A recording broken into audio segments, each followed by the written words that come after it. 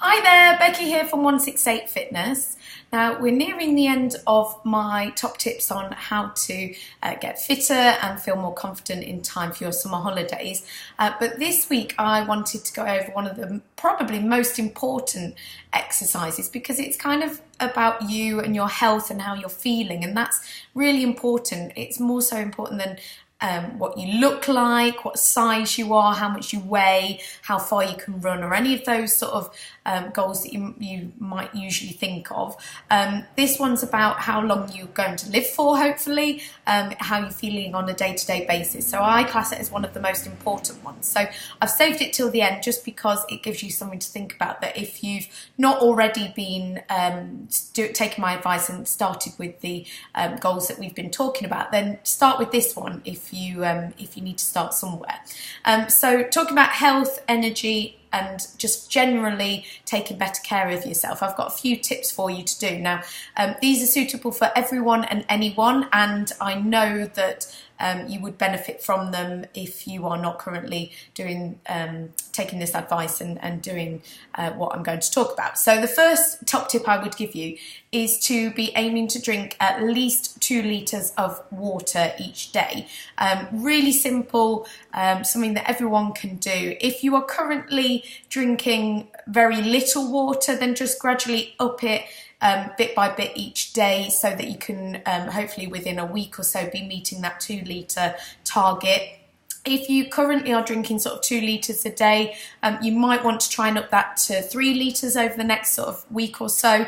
And especially with the hotter weather that we've been having recently, you will be sweating more, even if you don't realise.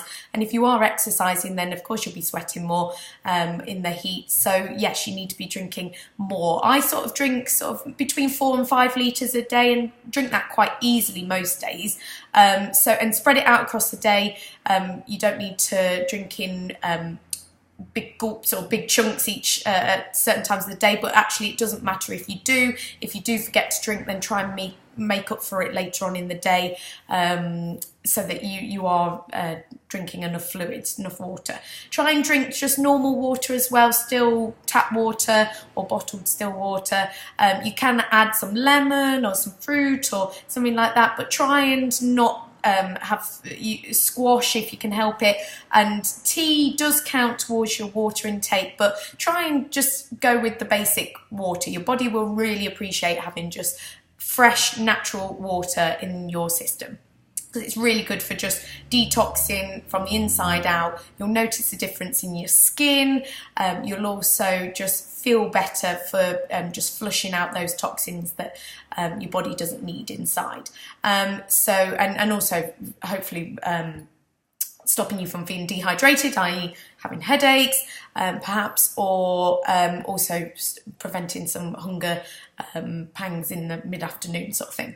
So that's my first top tip, water. Now, I have already given you some advice about exercise, so I suggest you go back to that video. Perhaps it was in week 3, I think it was, and since then I've talked some more about exercise as well. But that would be another top tip for health and energy, just feeling better about yourself, doing some kind of exercise, even if it's just walking when we've got nice weather like this. Get out for a walk in the fresh air. Just even 10-15 minutes would be brilliant, just in an evening. If you're not usually doing any exercise, if you usually sort of come home from work and you feel a bit tired and you just usually sit on the sofa and watch TV, get out there and do some exercise, get your body moving, and I promise you will feel the benefits. If you're doing it for sort of the next couple of weeks, you're going to feel fresher, going to have some more energy in your system as well, hopefully. So exercise, we've got water, we've got exercise, and then the last one, I've given advice about nutrition. I've talked about ways to lose weight and achieve other goals, but this time I just want you to think about giving your body what it actually craves, and that's healthy, nutritious, natural foods. Most of us know what is good for us, what foods are better for us than others. We know that sort of fresh fruit, vegetables, lean protein, natural carbohydrates, things like that. They're all better for us than processed foods and fast food, takeaway meals, greasy, fatty, sugary foods, things like that. So just be more conscious of it over the next week or so. While the weather's nice, make the most of hopefully having some barbecues perhaps, or having some salads with some salmon and fresh fish, and really just nice, healthy, nutritious foods. Most people find that in the summer they actually do want to eat sort of lighter meals that are just naturally more healthy, nutritious, and perhaps a little bit lower in calories or leaner as well. Whereas in the winter we crave sort of stodgy carbohydrate kind of foods.